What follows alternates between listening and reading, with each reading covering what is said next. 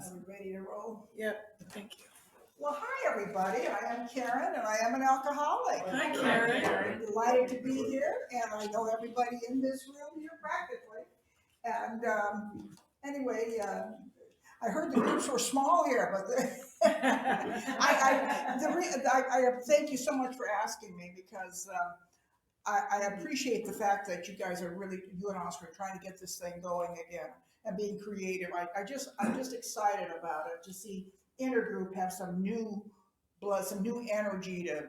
So I just really want to support it, and I hope we can all support it and have it be like it's like it is. It's perfect. Everything in life is perfect, just for today.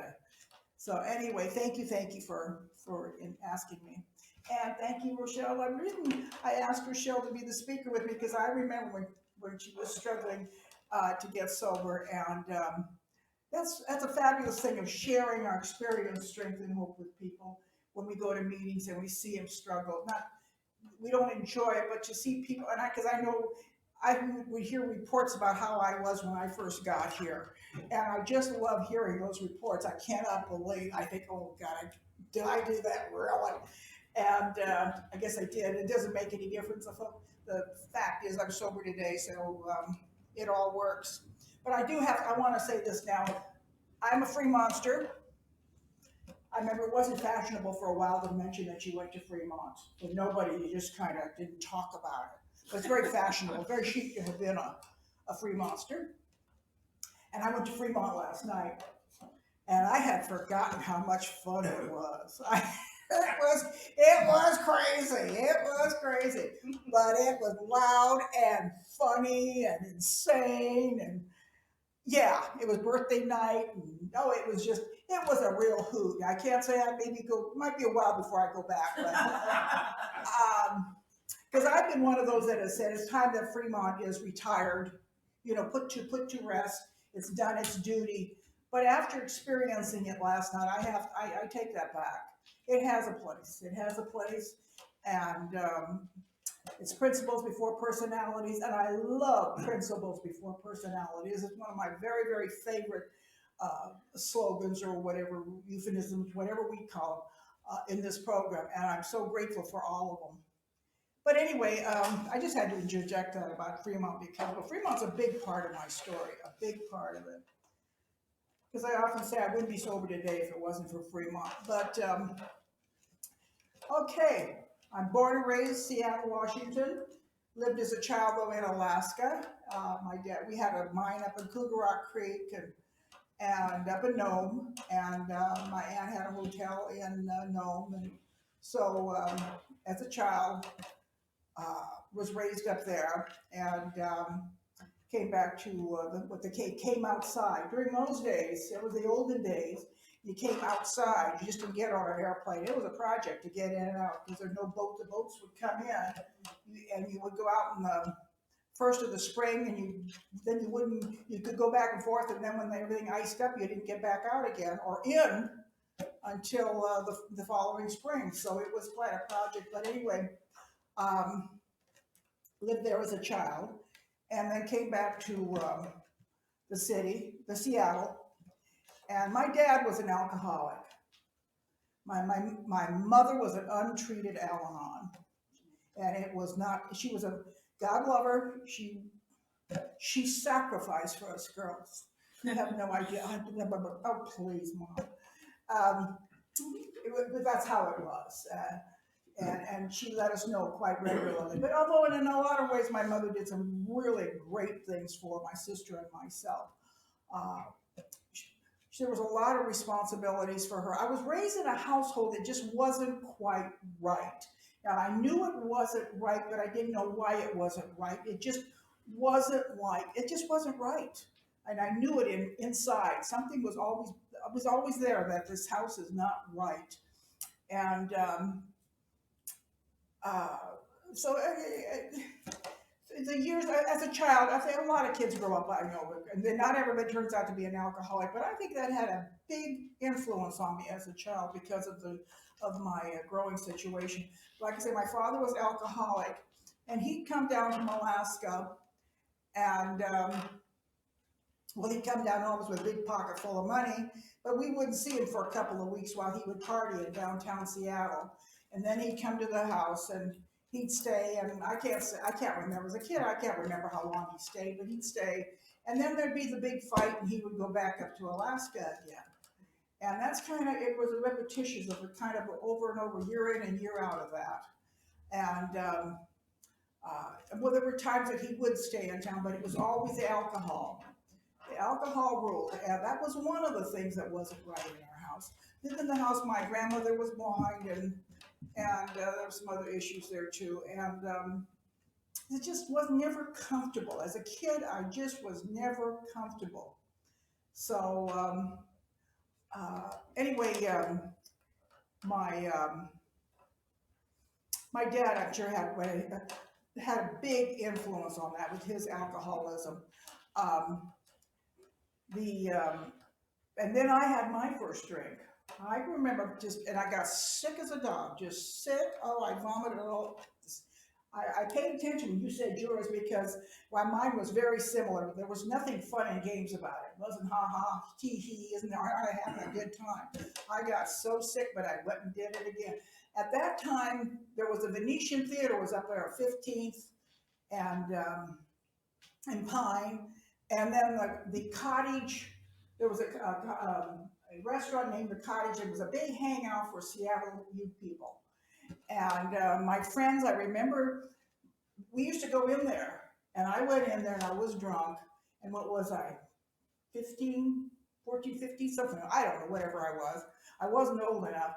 And I remember the manager, the owner manager, put me out. Now my friends stayed, and I sat out there in the parking lot. I remember that so vividly. Um, and the shame, all of the complete, just, what is that word? Total Demoralization. That's it. Anyway, so that was there as a young woman, as a young girl.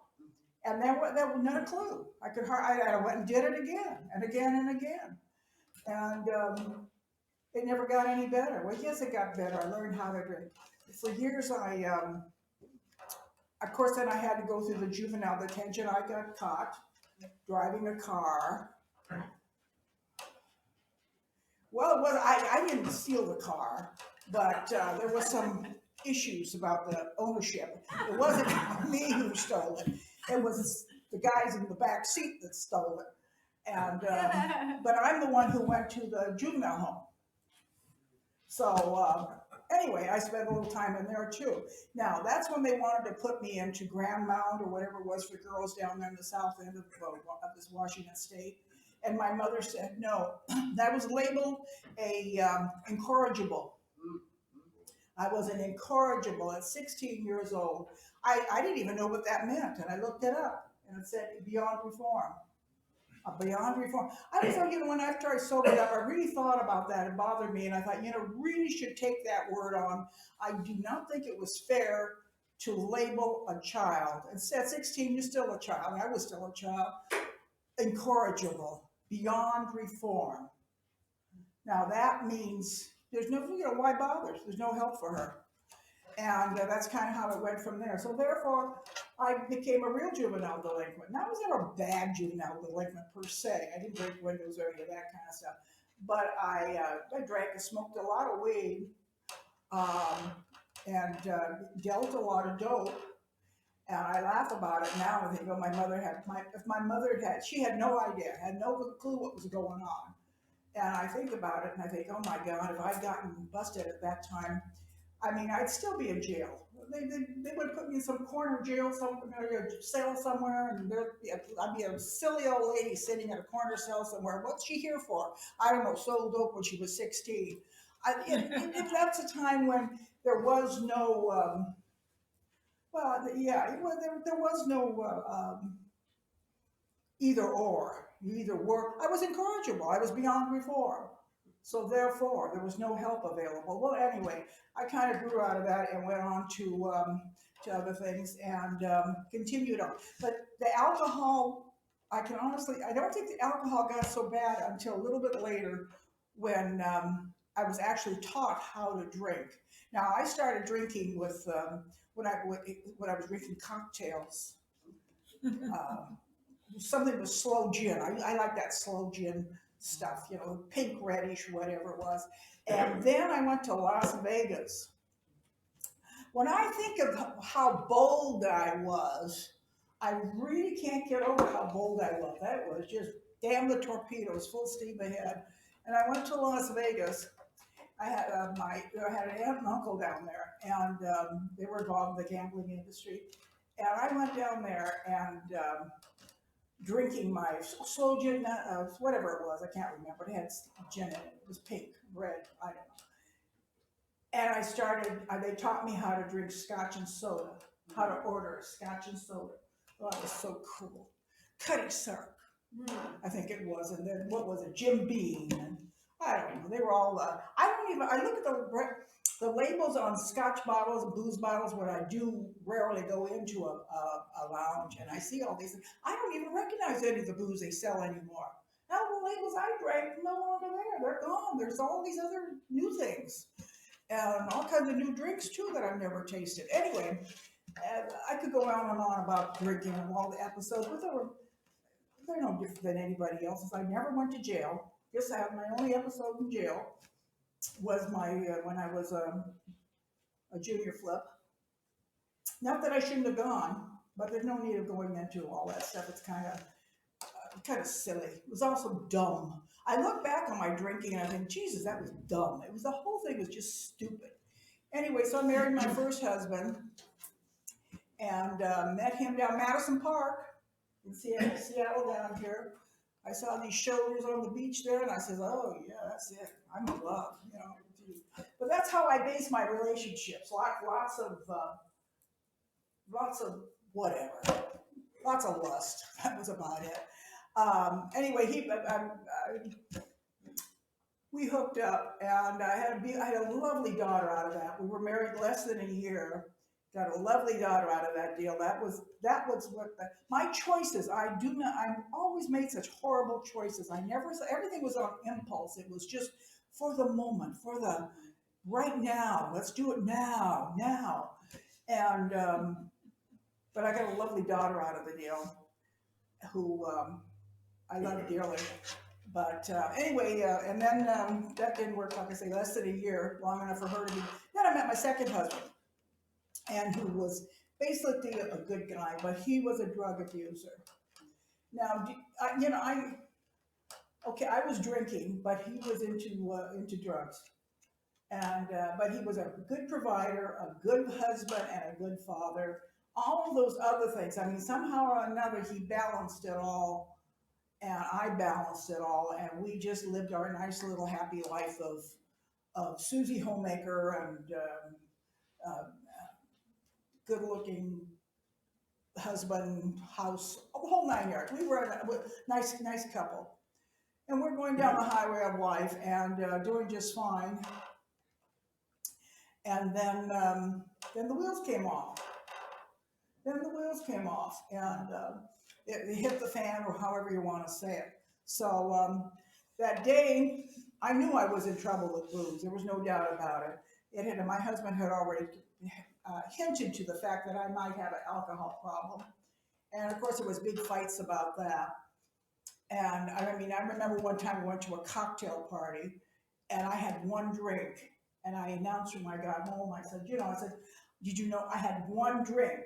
Now, when I think about that, a normal drinker doesn't have to announce that they have one drink. It's not a big deal. But I announced to him that I had one drink, like I should get a brownie badge or something for that.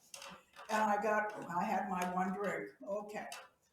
So he wasn't impressed. Fights. It was a mess. The whole thing was just a bloody mess. And so one day we were in downtown Seattle and we're having lunch with these friends. And something happened. And I couldn't get focused. My whole mind went just caca. I just couldn't get focused. And anyway, rushed home, called the crises clinic, and I announced to the crises clinic that I was an alcoholic. and they said to go to the alcohol. But at that time, there wasn't any treatment places. There was Shadles out there in the boonies somewhere, and the movie stars would come to up there, or doctors and that kind of stuff. But it really wasn't like what happened later. That's another part of what happened back in the later 70s. So anyway, so I went down there and I talked to this nice lady. God, she was a lovely Betty Chamberlain. She's long gone now, but she was a lovely woman. And she always just said, she says, "Oh, you were so easy." She just reeled me in. She says, "You were just so easy." And I didn't know what else to do. Being the people pleaser I was, because I've always had those kind of issues, I said to her, anything that she had asked me to do, I would have done. So anyway, she says to go home, and this lady will call you and she'll pick you up and take you to a meeting. I went home, and this woman came and she called me, came to pick me up. And I will always remember my husband was coming in, and he gave me that disgusted look and I was going to sacrifice myself into this world of sobriety, whatever that was. I remember that Betty Chamberlain said, "Well, why don't you try Alcoholics Anonymous?" And I said, "I don't need Alcoholics Anonymous. I just tell me what to look out for. And when I get that certain feeling, so I'll know and I won't drink. Just tell me what I." And she just smiled at me. She said, "Why don't you try Alcoholics Anonymous?" And she did that several times. Well, she was so nice. So I said, okay, I'll go. So I went. And I got to that meeting crying. And you guys were just so glad I was there. Nobody was glad. By the time I got to AA, nobody was glad I was anywhere. Mm-hmm. I was fairly persona non grata in just about every place. Just trust me, because I would go on those running drunks. I would run hard and heavy. If you got in my way, I just kind of pushed it aside. And I just did what I wanted. The first thing that jumped out at me in that big book when I read it, when I finally got around to reading it, was Self Will Run Riot. And that was me. That describes me to a T. Self-will run riot. Okay, so I went to my first meeting, and everybody was so kind to me. Just welcome. We're glad you're here. We're really glad you're here. In fact, the one person who came up to me after the meeting, Gordy, a guy named Gordy, he said, "Well, welcome. We're glad you're here, and we're still friends today." He's got a year more than I do. He was sober a year, but that's one line in this program I dearly love is welcome. We're glad you're here. That new person, the primary purpose, stay sober, carry the message. And I really believe that's what it's all about. But anyway, so I went to, my second meeting was Fremont. Well, I thought, oh, I think I can do this. And it was just a hoot. So I was down there for several years. And at that time, you have to remember, there were no other meetings. There were no meetings. At that, we had 90, that book, our intergroup book, there were 93 meetings. Now there's what, 1,300, 1,200, something like that. But 93. So there was not a lot of choices. So people came to Fremont. You had doctors, professional people, and you had the projects. And it was, we all did it together. It was so cool. I just loved it because we had a little bit of everything.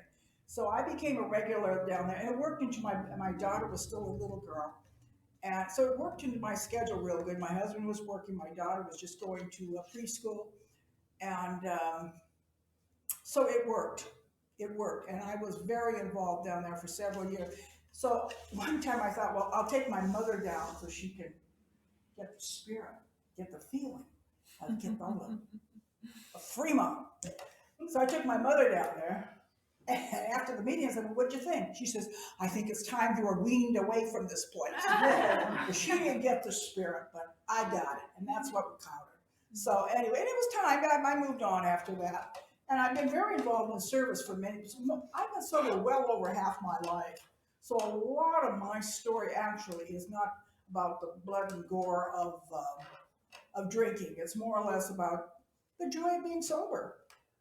The joy of being sober. Even when it has been hitting the fan in my life, I can honestly say I have always thought, thank you, God, for my sobriety. Thank you, God. That part you guys taught me early on.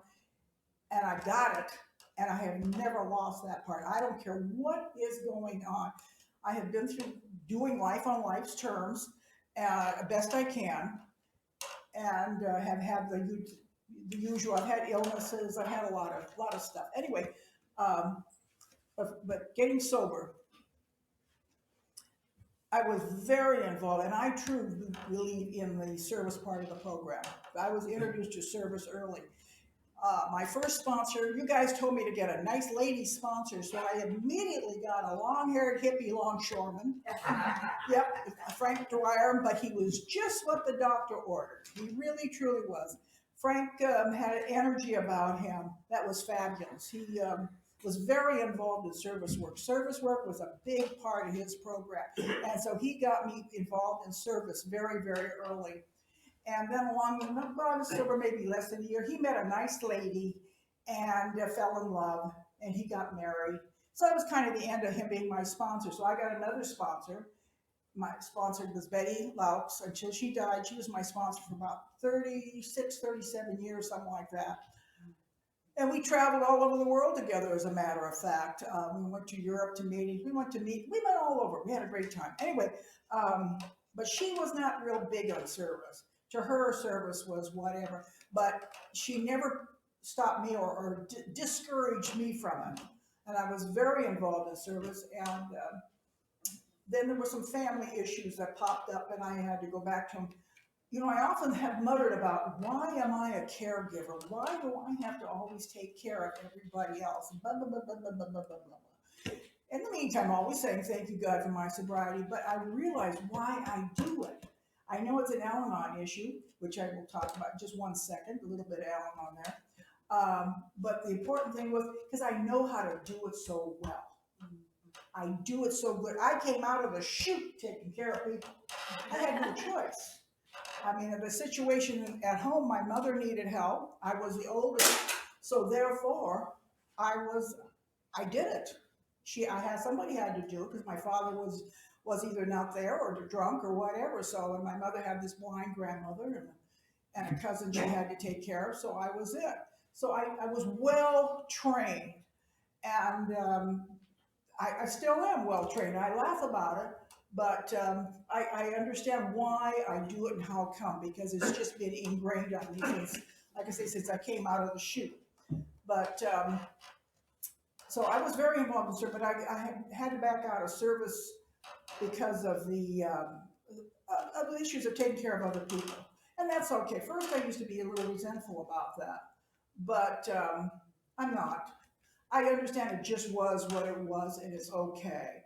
Um, because I do think service work is very, very vital for sobriety. I really, truly do. I mean, for the kind of sobriety I like. I like, well, I like being in service for other people. I get it. I know how to do it, and I enjoy it. But so I had to back off out of that. But there was a time I'd walk in the New York office and it was, hey, Karen, how are you? You know, I was so well known around the country from going to various groups and all that kind of stuff that it was a lot of fun. And like I say, I would have proceeded on with it, but it just didn't go that way, and that's okay. So as life went on, my one day, well, I went to Al-Anon. Now, I'm just going to make a little plug here. Not everybody in Al-Anon needs Alcoholics Anonymous, but everybody in Alcoholics Anonymous needs to be some exposure to Al-Anon. There's no question about it, because that's a big issue. Our relationship problem is a big issue. Now, if nothing else, just to listen. Just to listen. And I must have said, I really enjoy Al-Anon. I don't go as much as I used to, but I did enjoy Al-Anon, and I still do, and I think it's a very, very important part of my sobriety anyway. I don't know about yours, but I've owe a whole bunch to Al-Anon. In fact, Al-Anon totally changed my mind, changed my life. I was 20 years sober before I finally went to Al-Anon, and I can tell everyone, do not wait for 20 years to go to Al-Anon. Go earlier. Even if you don't have nothing, I had nothing to share there so much as I just listened. So, Al-Anon taught me how to say no. And one day I went home, I can't remember what the deal was with my, I remember what it was, I won't get into. But with my, well, anyway, he wanted to take a big loan out on the house. And I said, no. And he said, what do you mean, no? I said, no, not at this stage of our lives are we going to take a big loan out on this house. And he said, I divorced thee, I divorced thee, I divorced thee. I mean, it's not really, it was a little bit more complicated than that. But it threw me into a total tizzy, took my whole world, such as my world was, and I was a real mess for a long while, long while. But I got out of it, and through the years, been just fine. He's passed away since then, but I am so grateful that I managed to, it was I look back, in retrospect is what, 2020, isn't it? Hindsight 2020. Mm-hmm. I look back and I can see what every piece in my life was all about now. At the time, it didn't. I think, what the hell? But at this time in my life, I can look back and see what every single piece of it was and why it was the way it was. And it wasn't how I wrote it or even thought about it, but that's the way it was. Because I truly believe when I got into Alcoholics Anonymous, I had an experience, I had a spiritual experience that day that I said, I am an alcoholic. I am an alcoholic. And this feeling came over me from the top of my head right down to the bottom of my feet. And I think that's what the Christians call a conversion, because something happened from that day on to this, that something just took over. And because I didn't know what I was supposed to do, but that was when I made the phone calls, and that's when I did all the things that just kind of happened and was out of my control. And so much of my life to this day still is out of my control, and I still understand. Today, I'm not going to say I understand why, because I make very poor choices. Left to my own device or my own thinking, I make very poor choices. I'm still doing things on impulse and still doing things because for the moment and all, oh God. But I think some of it just is who I am. But anyway, so, and like everybody, who's been prepared for this last year and a half we've been through. But I will say one thing: I do believe that an Alcoholics Anonymous, and I know I'm going to say we on this, um, that we have a little edge on that program because they talked about the we thing. We can do this together. Well, we are so well conditioned on we can do this together that I think we had a little bit of a head start on. On those people that have struggled with that thing because we can do it. We did it. We are doing it. I haven't spoken at a meeting for a long time, and I know I'm just kind of jumping around, but that's just the way it is. I got the COVID crazies. I admit it. I'm not ashamed of it. I've got it. But I look at it, COVID crazies are everybody. It's all over the world. I watch what's going on in the world, and I read the paper, I listen to the TV or whatever, and I think between the lines, and I think, well, that's COVID crazies. But you can't take a whole society and lock us up and just set us free and then say it's all going to be okay. It's sort of like that's why we come to meetings. That's why I truly believe in the meetings of Alcoholics Anonymous and the gathering of Alcoholics Anonymous. And that's why I was so thrilled when you asked me to talk. Whether I flub here or not isn't the point. It's the idea of wanting to be, I want to be involved in sobriety. I want to be involved in this program of Alcoholics Anonymous. I think with Aldous Huxley, what did he say about Alcoholics Anonymous? He said that it was the greatest invention since ice cream. No, he didn't say that. I said that. But he thinks it's the greatest thing that happened in the 20th century. And I truly agree with that. There's no question in my mind. I'm a big fan of, what's his name? Hold on, that's who I'm a fan of. But he says, I don't know who or what asked the question. I don't even remember answering. But at some moment I said yes, and my life in self-surrender has a goal. And that was, golly, why can't I remember his name? That's okay. He was anyway, but that's so true. That day that I said yes, I'm an alcoholic. My life, I surrendered. I surrendered that day. I didn't know I surrendered, um, but that was the day that I surrendered, and it was over. My life, as I had known it up to that point, it was never the same after that. That day that I did that whole thing, that conversion thing came over me. It's not the same. It never will be the same again. Uh, Dag Hammarskjöld. Dag Hammarskjöld. I knew it would come to me. Um, One of my heroes, truly one of my heroes. Of course, we're both Swedes, so what the hell? Anyway, but that's an accident. Anyway, but I'm a big fan of his too, and Aldous Huxley. Um, just simply by letting, and that's something I've really been working on lately, is letting, because I have, there's always going to be this with all the things that we've gone through these last year and a half. The more I'm letting go, the more it's okay. I let go, and I just tell myself over and over again, let go, just let go. And it happens. It all works out just like it's supposed to without my phenomenal guidance. uh, it's working. So I too have learned to accept myself, warts and all.